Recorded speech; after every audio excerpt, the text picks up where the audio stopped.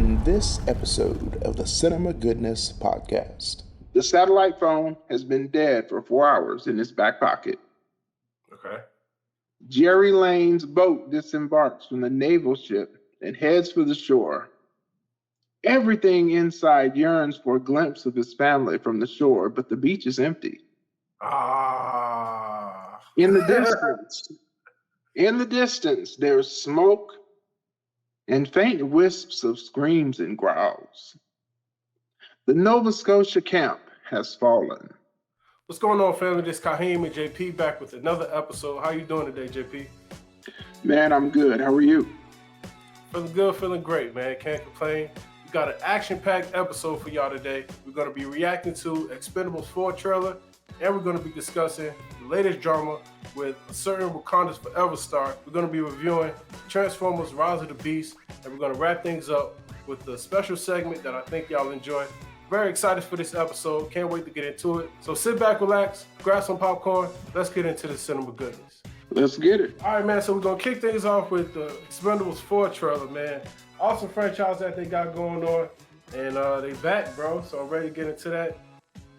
Very excited. Looks like with a whole new cast of young expendable people. Yeah, man. Let's go. Let's fly, baby! Bring it.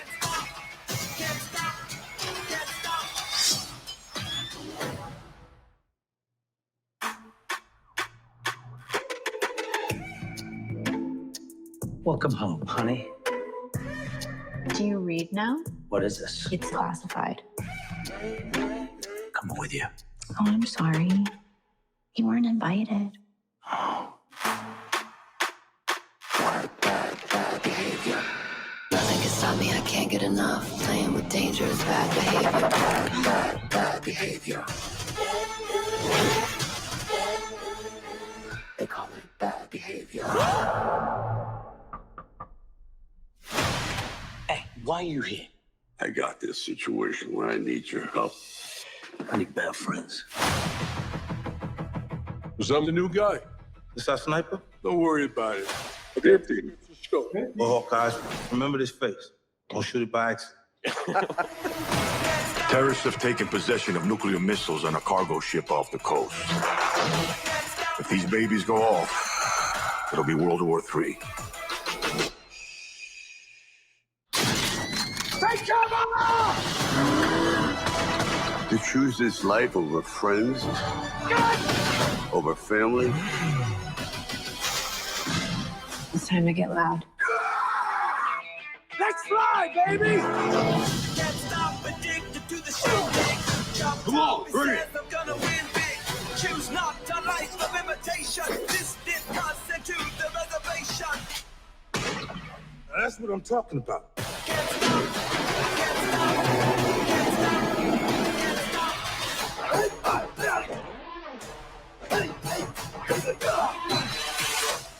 Is that the biggest one you've got? Oh, it's way bigger than that.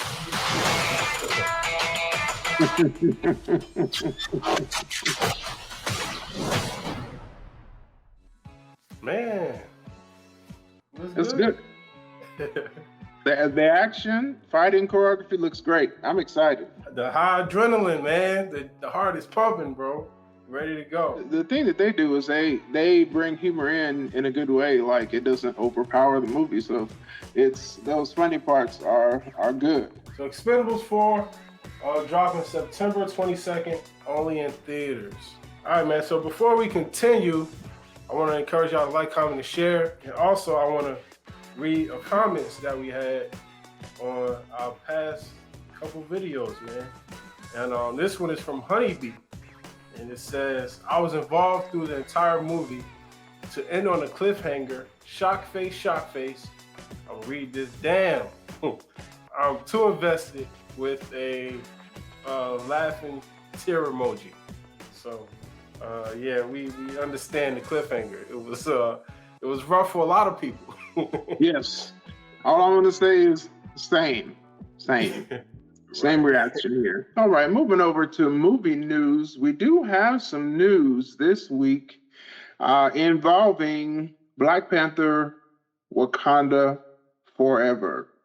Unfortunately, the villain of that movie, Mr. Tenoch Huerta, is the actor. He was playing Namor, and he has been accused of alleged sexual assault by Miss Maria Elena Rios. And she's put it out there that Marvel, essentially, went to some links to, see exactly what was going on, and somehow Marvel is involved in this. There's going to be more about this. Now, in all fairness, Mr. Huerta has denied the allegations. He states that they dated for several months, but she does believe that, and she's stating that there was a sexual assault and that he is an abuser. So this is something we're going to keep our eyes on. I'm one of those people, I believe in definitely getting, down to the bottom and down to the truth of these types of things, and want to be fair in our coverage and our commentary. But it's very unfortunate on both sides. Nobody wants to be victimized by sexual assault, and to be involved in that. It's just a terrible thing all around. So there's more details to come out. This has literally just happened in the last few days. And so it's one of those things that we're going to be keeping our eyes on. As you know, the MCU, this is the second MCU star, unfortunately, in a row, who is being accused of sexual assault. And third in, if we're looking at, comic book movies in general, because Ezra Miller was also accused of some of the same types of activities. One thing that I am is somebody, I don't believe that being famous or being rich makes you above the law. So I'm hoping that we get to the bottom of it and get to the root of it. What's your thoughts, Kahim? Yeah, man, it's unfortunate. It's unfortunate, man, just having these stories just come to the light. Like, the only reason we're hearing about this stuff is because these people are famous. Like, I mean, it's no excuse, but domestic violence situations, sexual assault situations, they happen often. And I mean, like I said, it's not an excuse, but it's just unfortunate that these people that we put on society puts on a pedestal, have they business out for the world to see, man. I just feel bad for both of them. If it's true, I feel bad for Maria, and Tenoch, man, because, people let their demons, kind of mess with their success, man. It's sad. Nobody's above the law. But, nobody's above fault. We all mess up. We all do things that, we not proud of. It's just, unfortunate, again, like, that we're witnessing this, and again, how's this, like we talked about this with Jonathan Majors, man, how's this going to affect his career? And Namor is supposed to be coming back. So how's all of this is going to affect, the MCU? I mean, it's not only about Marvel, but it's like his livelihood and things like that. So it's sad. It's a sad situation. And if it's false, hopefully his career can recover from that. Absolutely. Those are our movie news for this week. The banger this weekend. Transformers, Rise of the Beast. Just dropped, directed by Stephen Caple Jr. Awesome director. But let's get into the synopsis before we start going ham on this movie. Optimus Prime and the Autobots take on their biggest challenge yet. When a new threat capable of destroying the entire planet emerges, they must team up with a powerful faction of Transformers known as the Maximals to save the Earth. So this story follows a character named Noah, right? Noah Diaz. He's a young cat from Jersey, not Jersey, New York, and it's set in 1994. So yes. Now, is this in the same universe as Shia LaBeouf? I don't believe so. I've been reading some articles about this, and I'm almost certain that this is like a reboot. But we don't know for sure yet. Of the articles that I have read, none of them are definitive as to whether this is in the same universe. Because not only do you have the Shia LaBeouf Transformers, you have the Bumblebee movie too. And remember, the Bumblebee movie had a completely different. It was also set in the past. Okay. So that movie was set prior to the first set of Michael Bay Transformer movies. By the way, Michael Bay is he's involved in this one too, but he's just a producer. Right. But so it's not clear just yet. Are they completely rebooting? Because everything that happened in the first group of Transformers movies happened in the present day. Right. And then both the Bumblebee movie and this movie went to the past. Right. But I'm actually hoping they do a reboot instead of trying to feed these into the other movies, because this is so much better than the other movies. Uh-huh. Just because I'm a sci-fi geek, I'd still like the other movies. I mean, it's the deficiencies were obvious, but by the same token, this movie was really good. I mean, for a Transformers movie, I really liked it. Yeah. So the jury's out on that. We're gonna see. Okay. The reason I ask is because, I'm watching Bumblebee and Optimus Prime, and his character is so much different from the Michael Bay version. He's more anti-people, as opposed to the Michael Bay side. It was like, let's work together, and things like that, and, fight against the common enemy. But it also has like an interesting connection, like often you could see, if it does connect, you could kind of see Optimus Prime's character arc. Like, at first he wasn't really on the human thing, but after this situation with Noah, he saw how humans come together to fight, and that leads to the Michael Bay version, to where he's much more akin to like work together. So that's kind of where my mind was going with that. But I agree, it was a great film. I loved it. The action was good. The storyline was good. Dominique Fishback, man, she's very talented, bro. She's very talented, man. She did a really good job. Yeah. I think she can play just about anything at this point, bro. I'm trying to tell you. One quick note, real quick, before you move on to what you were just saying. I agree. If they do connect these two, I would. Not only is it him seeing the benefit of working with Noah, but Optimus Primal. Mm-hmm. Actually, Optimus Prime was kind of shocked that Optimus Primal had trusted those humans in Peru. Right. So I think that opened his eyes too, because in part of the movie he was blaming Noah for what had happened. Optimus Prime was, but Optimus Primal was essentially saying, "Hey, you've got to work with them." So I think if they do make the connection, that would be a pretty cool arc, because Optimus Prime becomes one of the main proponents for trying to work with us. Yeah, the writing was pretty good, man. So Unicron is like a world eater, similar to like Galactus, right?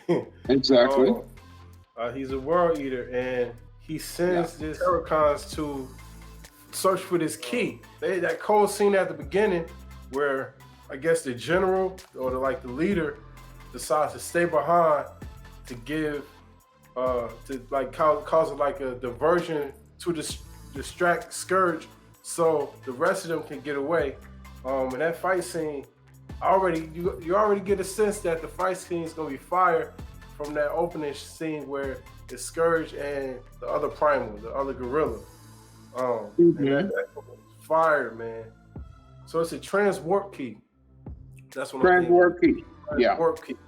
So allows him to open portals so that Unicron can travel fast between planets to get so he can eat more planets. It's set in 1994, which is dope because you get from the music that they had, the style of clothing, just the whole vibe that you get from the city. Man, it's really authentic. It just reminds me of back in the day because I'm from Jersey. And just remember like the fire hydrant days, and like running through the streets, playing around, and all of that stuff, man. It just sets the scene real nice. And we get an opening shot of Noah Diaz, man. He's just an ex-military cat. He's trying to find his way, trying to take care of his family. His young brother has, sickle cell, and he's trying to take care of him. And his mom is working real hard to provide. And, Noah's trying to figure it all out, trying to get money the honest way. And he meets a guy named Reek, played by Toby Nwigwe, real dope artist. And man, it's just, I like how they set that up, bro. Pause, I want to say, I'm very proud of Toby, man. Very proud to see him do his thing. Very dope.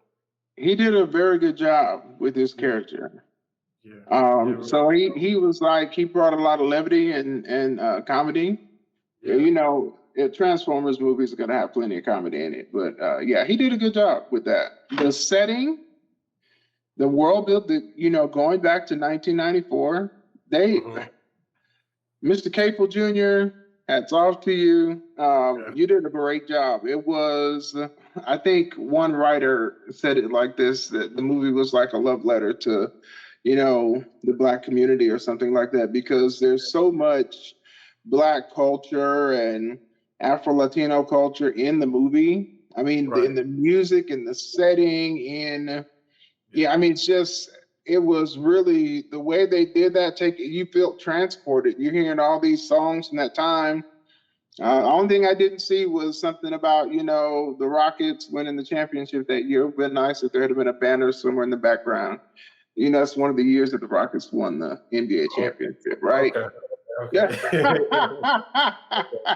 So you see the Twin Towers are up because it's 94. So it kind of transports you a little bit. And, I thought that part was cool. Seeing I was struck by all the old cars. I was like, man, look at all these old cars that were new at that time. Yeah, it's nostalgic, man. Yeah. So it's like a period piece. It's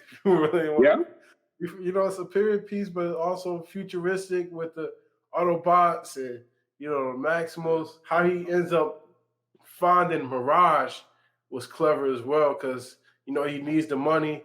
So Reek sets him up to steal this car, this old Porsche, which was clean, right? He sets Noah up to steal this Porsche, and come to find out that the Porsche is an Autobot named Mirage, and this transport key comes into play with, Dominique Fishback's character. Like I guess she's like an archaeologist, maybe that's called. She's probably like an archaeologist. Would you say she's an archaeologist or not? I don't know if that would be the term for her, because let me say this. She was the expert. Let's call her an antiquities expert. She was the person who knew everything. And this is 1994. She's a Black woman working in a very non-Black dominated space because she's working for a museum. And it's very obvious that her boss doesn't know anything. And her boss is literally asking her what everything is, and then taking her answers and saying that they are hers, to make it seem like she's so smart when she's just a big dummy. But yeah, Dominique, I don't know. I would call her just an expert, and maybe an antiquities expert or archaeological expert. I don't know if she's an archaeologist. I don't know if that was the right title, but either way, she was cold because her expertise was key to, the whole thing coming together and then being able to try to, win the day. Right. But let me say something about something you just said, because this was my I think this is really the only thing I didn't like about the movie. Why did the black guy have to be a thief? I didn't like that. I was like, I knew Toby was in the movie. I didn't know what role he was going to play. And then when he said he's going to get him a job, I was like, please don't be a thief. I don't want you to. Come on now. But he wasn't a thief. He was an expert in acquisitions. You're right.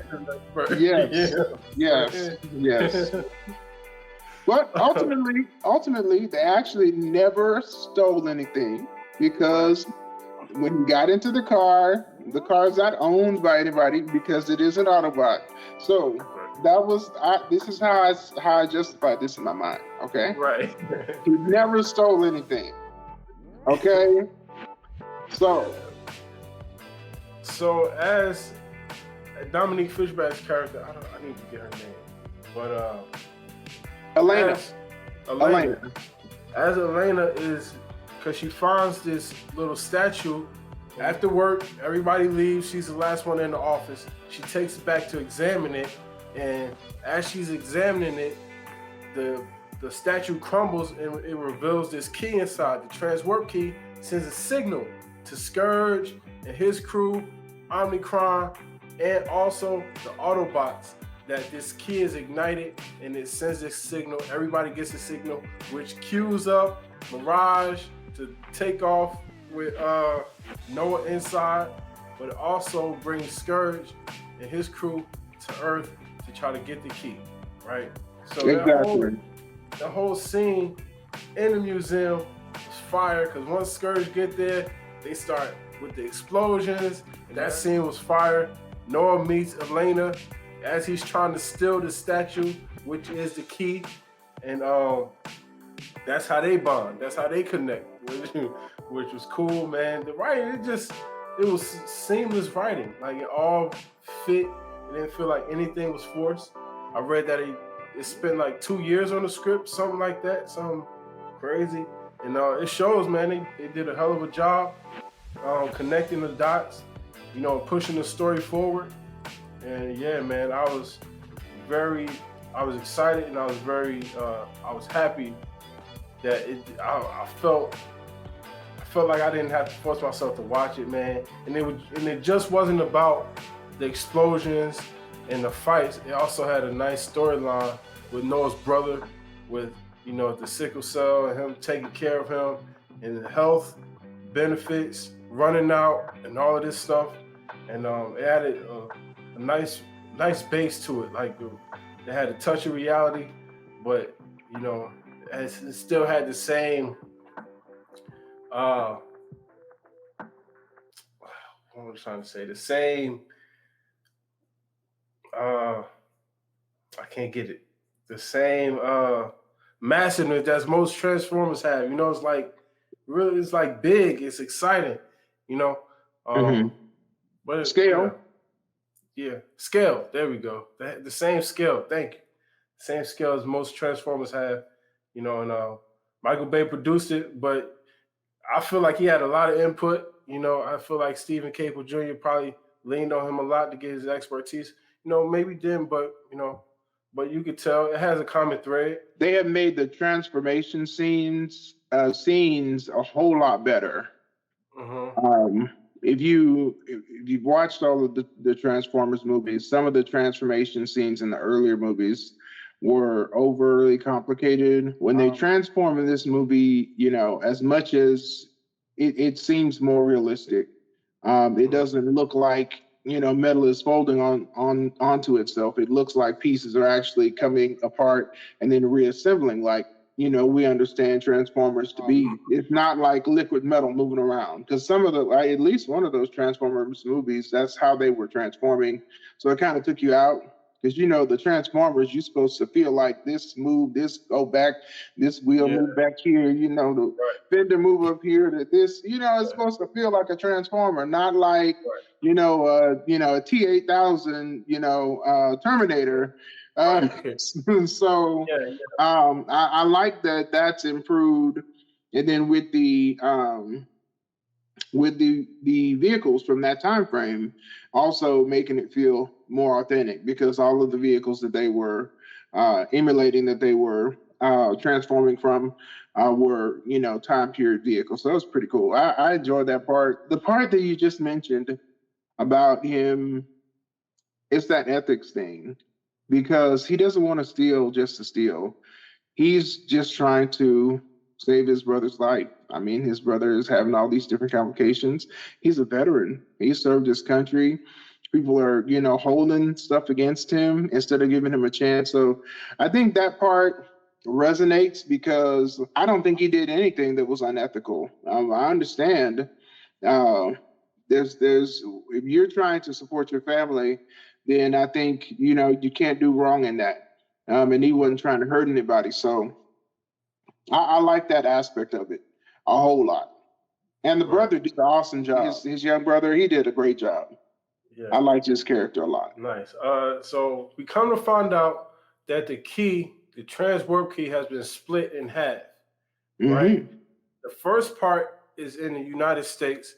That's where Elena finds it, reveals it to the audience, all of that good stuff. But the other part has been taken to Peru or like somewhere overseas in this temple, and they have to actually fly across to Peru to get this other piece, to prevent Scourge from calling Unicron to Earth. And that's kind of where the movie picks up. That's where all the action is. And that's where they meet Optimus Primal and the Maximals. You know, exactly. That's where we find out that Optimus Primal left the key with a tribe, and they've been here for hundreds of years. I think they said the Maximals there for hundreds of years, and the descendants of this tribe have been protecting them and this key for about a century. You know, that's when the big battle starts. You know, Scourge comes to Peru. They fighting on the hill, which was cold. That whole fight scene where they was driving around. But yeah, man, you always know that the villain that you don't want to come, always ends up making his way, you know, to Earth, man. And what was funny about that fight scene, that final battle scene, was I got Avengers from it.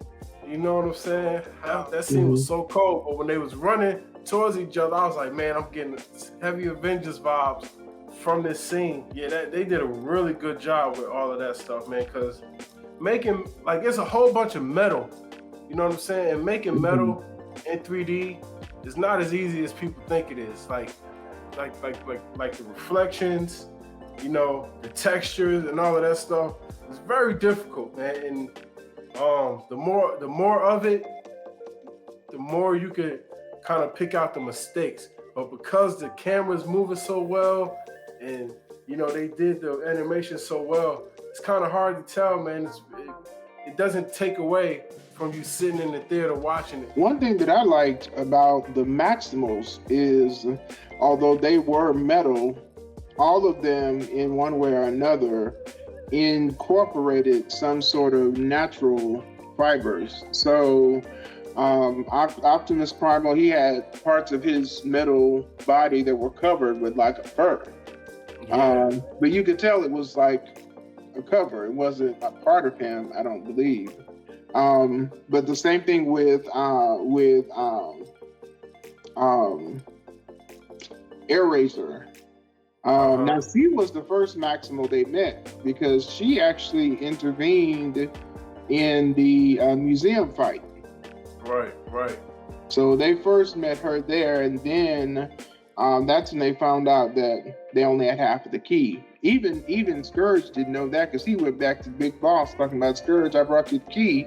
And he did him like Darth Vader and had him in a wireless chokehold across the universe, had him floating up in the air. He's up underneath like a freeway overpass, and he's floating up in the air because Unicron is giving him the Darth Vader death choke, talking about right?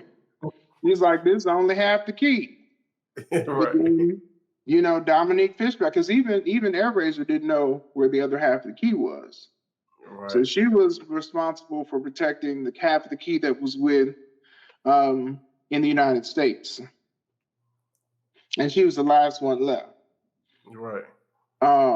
So Dominique Fishback's character was able to jump in with her expertise because she had been, noticing the symbols. And she was like, there's only one other place where these symbols come from. Right. And she was like, it has to be Peru. And when they came to that decision, they're like, okay, well, if you figured it out, we know that the Terracons are going to figure it out as well. And they were already there waiting for them when they got to Peru. But, that's when we meet the rest of the Maximals. I wish we would have seen Rhinox and what is the other one's name? Rhinox and the cheetah. The cheetah, but that's Cheetor. Okay. Cheetor and Rhinox. I wish we would have seen more of them because in the fight scenes, I didn't see very much of them. Like we saw them in the animal form, but I don't think I saw enough of them in the on the fight scenes, or maybe it was because it was moving so fast, I didn't recognize them. Because Autobots do rollout, they do maximize, and that's when they go into their robotic form instead of the animal form. Right. Yeah. Cool. Now they were less noticed. They were less recognizable to me at that point, and maybe that's why I was thinking that I wasn't seeing Rhinox and Cheetor that much. I probably was seeing them and just not registering it. Yeah, I get what you're saying because once they maximize, you kind of get lost in who's who. I had trouble finding out, identifying Optimus Primal for a while too, because I'm like, where is he? What But only when he talked, it was like, oh, okay, there you go. But yeah, man, we just that was Ron Perlman too. Who's that? Ron Perlman was voicing Optimus Primal. Okay, who? Because I see Peter Dinklage in here. Who was he? Yeah, he was Scourge. They actually this movie actually has a really good. The voice actors are really. Coleman Domingo was Unicron. Okay. What's the other one here? Peter Dinklage, you got him. Michelle. Now I knew Michelle Yeoh when I first heard her. When I first heard Airazor start talking, I said, "That's Michelle Yeoh." She has a great career. Okay. Yeah, Pete Davidson was Mirage. Pete Davidson. Yeah, Pete Davidson. He did a good job, man. He did a good job. Yeah. He did he was another part of like bringing comedy to it. Mm-hmm. Man. Yeah, they do have an awesome cast, man. Yeah, I'm looking at it. Okay. Nice. So yeah, man, I was trying to figure out like where they can go from here, man. And did you stay for the Yes, I did. Yes, I did. So after they saved the day, which was cold though. Let me go back a little bit. When Scourge was going ham on Mirage, right? I thought it was over for this guy, bro. Me too. And they had the whole scene where the young boy, the brother comes, talks to Noah, try to pump him up and stuff, and then Mirage actually comes back to life, and he gives him the exosuit. I was like, yeah, y'all really going to Avengers at this point, bro, because y'all got Iron Man. Well, you know what, though? Even though I hadn't thought about Iron Man, but those are the kind of suits that you see in G.I. Joe.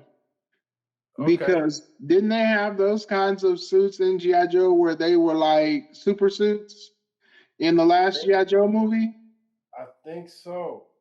With Snake Eyes and all of them? Yes, they had super suits in the G.I. Joe movie. So, I mean, as much as I want them to reboot, it looks like they might be feeding into the existing movies because they definitely had those super suits. They didn't look exactly like that but they were similar. It does. Okay, I'm looking at it now. Yeah. Yeah. Because that was the one with Marlon Wayans in it, right? Uh-huh. Yeah. That was a good one. It was. Because they had those but everybody's trying to emulate Avengers because they are super successful. They were emulating two different Avengers movies because the first Avengers movie, when they opened that portal in the sky and all the stuff was coming down, it was very similar to this movie as well because this movie was similar to that because that portal was opening and he was sending it down, the reinforcements. Yeah, right. So it's very similar to that movie as well. That was before and I'm totally off topic now, but that was when Loki was leading the Chitauri army against the Avengers before he became an Avenger to help them. Yeah. I guess is he an Avenger? Well, I don't want to say he's an Avenger. He's a honorable mention. Yeah, he's Avenger. He's Avenger adjacent. Right. But yeah, exactly. That movie very similar, both of those, into that end game final battle. I felt that too.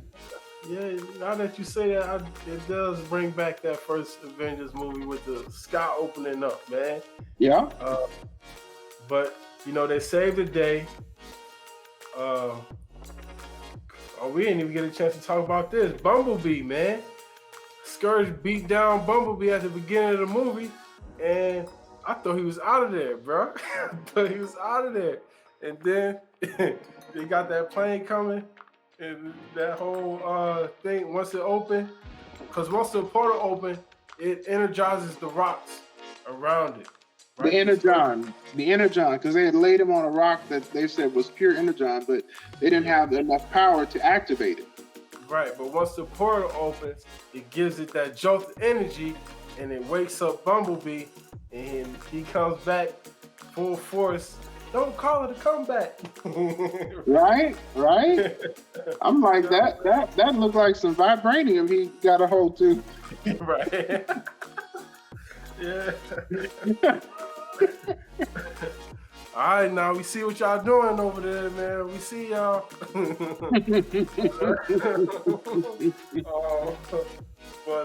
Yeah, man, it wakes up Bumblebee. Bumblebee comes back and, helps A, which, I think they did a good job because usually Bumblebee is like the main character, the main transformer in these movies. And they did a good job of not letting him just be the center of attention, working that out. And they did a really good job with that. So, yeah, man, the whole movie was good, man. The whole G.I. Joe thing was really refreshing because I was like, man, I don't remember that ever being a thing. Because I guess I was too young to get that. But once the movie was over, I looked it up, and this whole comic book issues on Transformers and G.I. Joe kind of overlapping. And that's just opened up a whole new world for people that, like me, that didn't even know that existed, man. So I'm excited about the future of this Transformers, man. I think they're going to do really well. And I think, we already saw that it looks like Stephen Caple Jr. is going to be helming another one. I hope that we get past this writer's strike and they're able to get that going without any, serious delay. Because, once you catch that fire, you got to hit it again within a year, or at least a year, no more than that. Because I think he definitely has something that the other Transformers movies didn't have. I think that this movie has a character of itself, and I don't know if this is maybe an overused term, but I feel like they really built a world, and you made the good point of saying that essentially it was a period piece because they really brought that to life, and I think that's why this movie felt better. Because it made you connect to it, and that you use that nostalgia to make you get connected. Yeah, man. Well, they did a good job with the film, man. I didn't. I'm trying to figure out. It was funny because that last scene, the last after credits, when Reek and Noah was, I guess discussing about because he wanted to keep kept some pieces so he could kind of rebuild Mirage. Mm-hmm. And then when Reed came into the chop shop, he was talking about selling the car, and they go through that whole thing, and Mirage actually wakes up, man. So we know he's coming back. Noah's probably going to be an awesome character that they revisit. So yeah, man, it has amazing potential, man. And yeah, I'm excited for it. Me too. Definitely a good watch and family friendly. And I think the whole family will enjoy it. Yeah.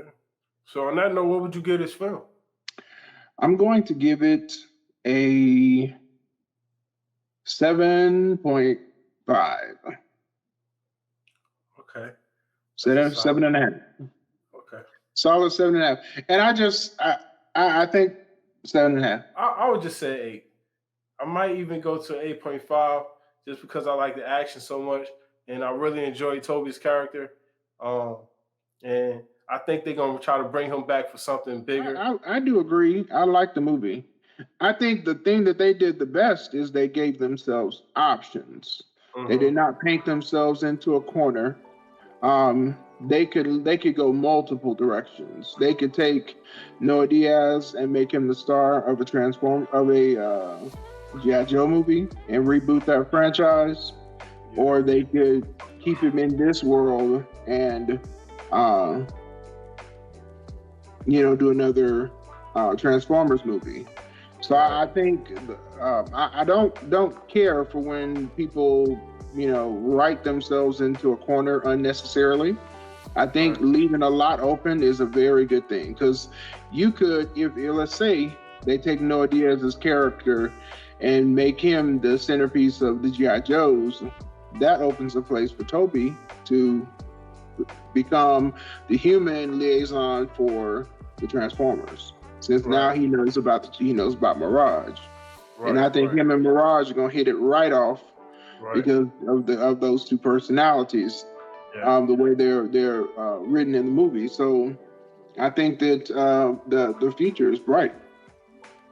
Yeah, let's go. Transformers: Rise of the Beast, man. Very well done. Great job. Yeah. Let's go. And I'm hoping that they can bring Air Razor back and fix her. Because I liked her character. I hated to see her die. I wanted to see her maximize. We never saw her maximized form. Yeah. She stayed in the Falcon or Eagle form the whole time. But she was, let me tell you, her power. I mean, I like her ranged weapons, the fire, and being able to shoot. Was she able to shoot the feather razors or something like that? She was shooting something. So, yeah, I like her powers. I like her powers a whole lot. But yeah, man, enormous potential, man. Very exciting. It's the remix. All right, man. So here we go with our new segment. Josh, you want to introduce our new segment? Our new segment is called Rewrite the Ending. Essentially, what we're going to do is we're going to take a film that we've both seen, either one where we didn't like the way it ended. It could be a film or a series, and then we're going to rewrite the ending. This week, we selected World War Z. And if you don't remember, World War Z starred Brad Pitt. It came out in 2013, and it was a very good movie. It's available to watch on Netflix right now. But I always thought that it could have ended better. So we're going to rewrite the ending. Okay. So in the original ending, okay. Right, and this movie did not have a sequel, by the way. Let's say that. No sequel. Which it was supposed to, right? And I believe, and I was reading, that a big reason that they didn't have a sequel is because of what you just said a few minutes ago.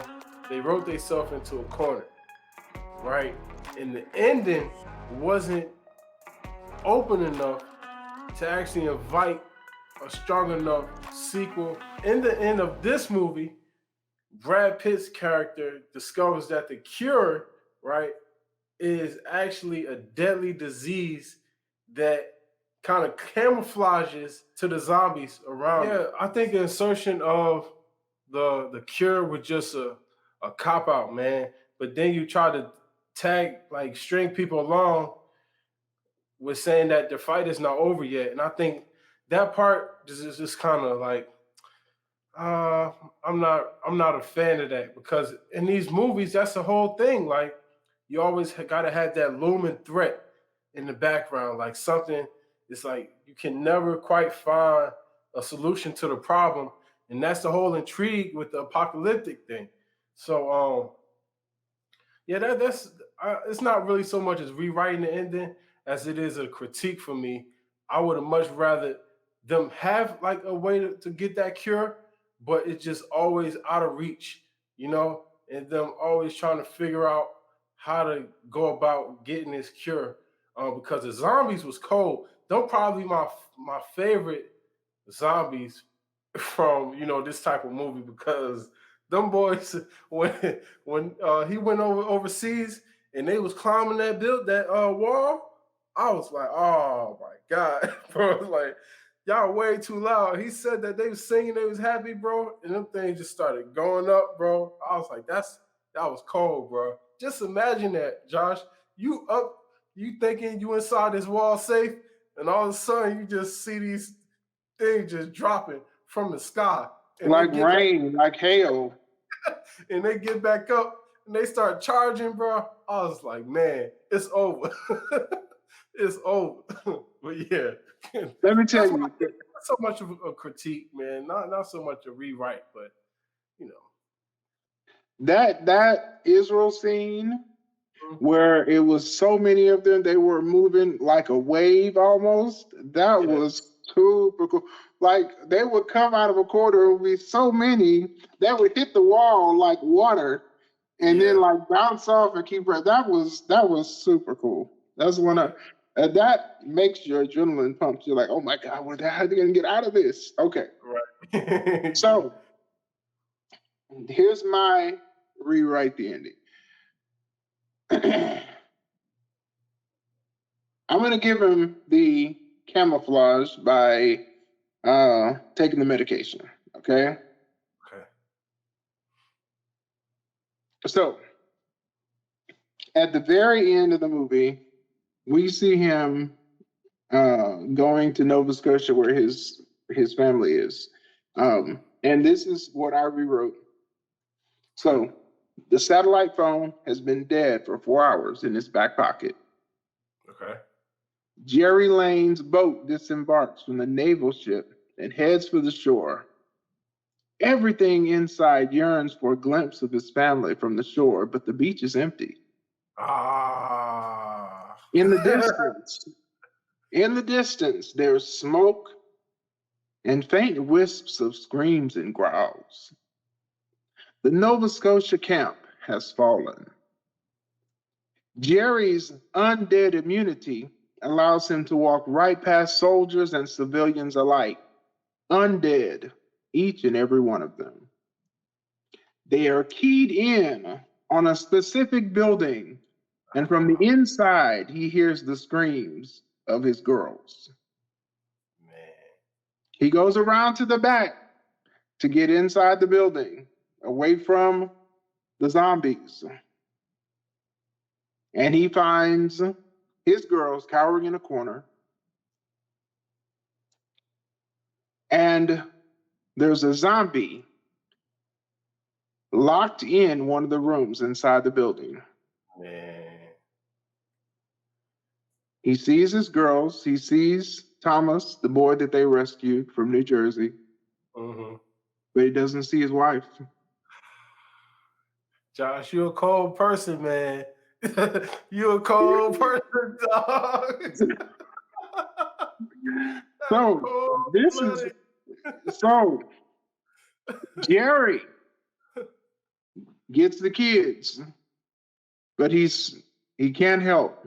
He cannot help but look for his wife. Yeah. Something inside is telling him the worst has happened, but he opens that door anyway. He finds his wife. She has a tourniquet on her arm where she tried to stop the blood from flowing from where she was bitten. But to no avail. She's turned. Man. Now, this is where I would radically change the movie. Like, I would have taken out, besides the cure, I would have taken out like the last quarter of the movie. And after this scene, we would visually see the actual World War. Because the movie is called World War Z. Mm-hmm. We never see them actually fighting in a warlike scenario. And I don't know if I have seen a zombie movie where you see organized military troops fighting against zombies. Yeah, on the Most of the time when you get a zombie movie, you just see chaos. Yeah. But with them being able to have the camouflage, they would be able to actually form a front against the zombies. Yeah. And that's to me, we would have seen that World War in the movie. We would have seen armies instead of them alluding to it, because like the end of the movie, just it tells you through narration. But to me, that would have been better on the screen. Right, to actually see the fight. Exactly. Like I would have taken out when he went to the first place where they took the expert and he died before he could get off the plane. I would have cut that whole section out of the movie. I would have moved up them finding this camouflage, and we would have went to him avenging his wife, leading a group of army soldiers where they're organized, going against the zombies. Never take away the zombie threat. That is, to me, and we talked about this, worst thing you can do. It lowers the stakes. Yeah, exactly. If you take away that threat, it lowers the stakes. And the sequel to the movie would be after they, are able to kill so many of the zombies, the virus mutates. Mm-hmm. Yeah. And now they have a whole new threat to deal with and that's what the next movie is going to be about. The next movie is about what happens when the virus mutates, because we laid all that ground. We never saw the World War. You talked about virology. That was a big part of the movie, going to the World Health Organization. But then we don't even bring any of that in. So most definitely, that would have been in there. Yeah. In addition to this scene right here, because to me it was too, even though I love a happy ending, it came together too good. Yeah. You're not going to come back from all of this and everything is perfect. Everybody's smiling on the beach. Oh no, we're going to rewrite that. Yeah. Ooh, that's cold, man. You're a cold person. You took the mom away. Well, I know. She got bit trying to protect the girls. Yeah. And then she was smart. She was smart enough to lock herself in a room. She put a tourniquet on her arm, slowed the progress of the turn, cutting off blood. But she got herself in a room to protect those kids. So she went out like a G. I mean, she's still gonna get killed in the end. I like that because it just leaves it open. It just leaves it open for the stakes to be higher, man. It's like it was too easy, man. The ending was just like, oh, I'm off the boat and we're hugging, and it's like I need more. And like, here's the thing: they talked about the zombies becoming more aggressive when you kill one of them. Okay, so if you're gonna narrate that, okay, we're making inroads and killing zombies, so the zombies just let you kill them because you have a disease in you, so they don't fight back at all. That was the part that I think would have been better if we had seen it really play out on the screen. And maybe at some point they'll make a sequel to it. Awesome. All of my ideas are copywritten, so don't take my ideas. If you want them, pay me.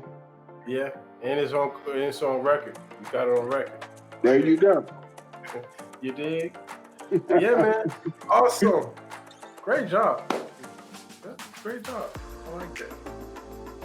All right, family. Down for another one, man. Moving along, chugging along. This is episode 15, folks. Episode 15. Wow. Please keep listening. Please keep sharing. If you're on one of the podcast platforms and you have the ability to rate and review, please do so. That makes our podcast more discoverable. Same thing on YouTube. If you're watching on YouTube, please like and subscribe, because that helps us with those algorithms. We want to push this Black creativity to the forefront. Yes, sir, man. Exciting episode, man. We're out of here. Until next time, you have a light that is out of this world. Let it shine to be the richness that this world deserves. Much love, family. Be enriched. Peace.